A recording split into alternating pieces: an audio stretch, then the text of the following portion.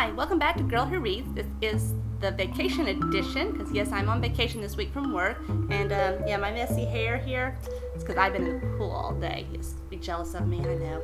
But I did want to do a quick video and check in with you, because I've done some reading, done quite a bit of reading. I finished up Downburst last week. Oh my gosh, what a great book. Can't believe it's been sitting on my Nook for so long, and I just now got to it. This is one of those gems that I love to find. Everybody should go read it, especially if you're a Hunger Games fan. Not quite the same. There's no dystopian society or thing. It's based all on Native American legends and lore, and it's really quite fascinating. But they are at this camp, and the main character Kit, she does have a bit of a Katniss Everdeen vibe to her that I got. So yeah, quick read, loved it. It was great. So I started Breathe by Abby Glines on my Nook after I finished up Downburst. Very good. Great summer reads. It's a young adult book, but you know, remember those summer crushes you had, or the summer flings as you got a little bit older? You go to camp and you had your little boyfriend, or I guess if you were the guy, you had the girlfriend, and that you hung around with at camp. Well, what if that summer fling was with a rock star? And that is the premise of Breathe. Everyday girl. Actually, she's you know, I mean, they do categorize her at one point as white trash, and you know, she has a mom home that's pregnant with, and you know, she gets hooked. Her mom is always hooking up with like married men or guys that are just losers and stuff, and so the main character, she has to take care of everything.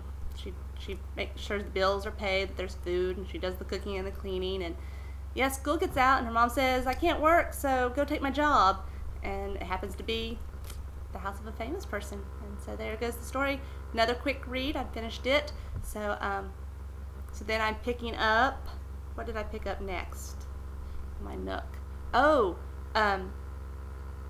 Changing Seasons. Yeah, I think that's the title of it. Changing Seasons by A.C. Dillon. She guest post a while back, last year, end of last year, beginning of this year, when she was in the middle of writing her work in progress that became this Change of Season. It starts off with a murder in the prologue, and I'm like, oh, I'm really hoping that, you know, you don't really know who these characters are, so I'm like, well, I hope these aren't the main characters, because after just a couple of chapters in, I really like Autumn. And you know, I mean, I read some early works of A.C. Dillon that were unpublished. She writes a lot about characters with mental illness, and for some reason, I really like books that have characters with mental illness. Like, you know, not like crazy.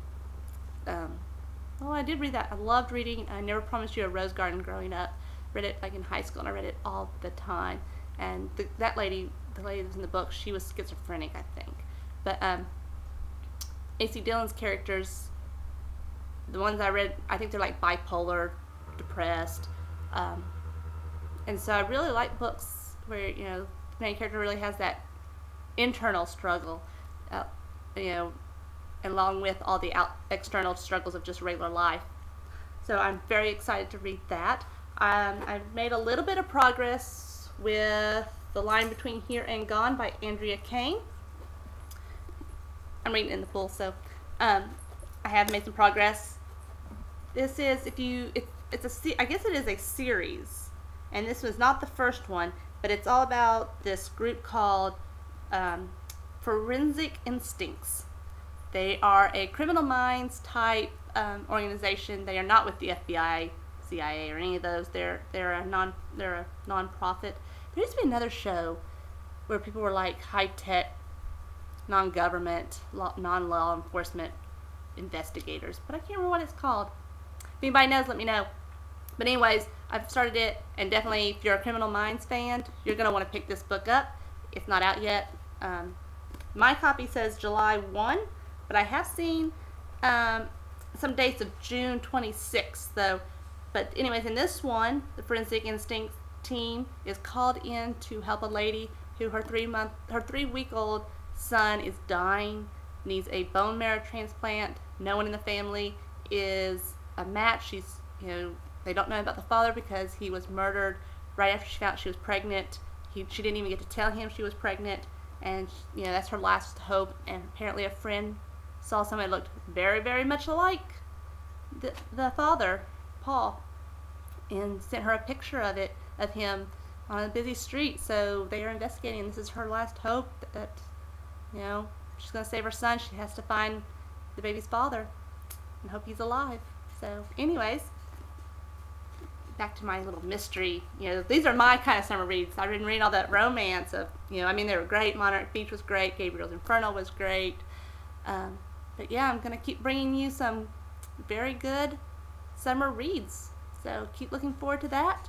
And I will see you next week. Hopefully a lot more tan, a lot more relaxed. I'll probably be exhausted because I am vacationing with 2 small children. We're off to tubing tomorrow. I can't just watch across the computer. We're off to tubing tomorrow and the zoo one day, and who knows what else we'll do. It's fun. It's vacation time. Have a great summer and a great week. Bye.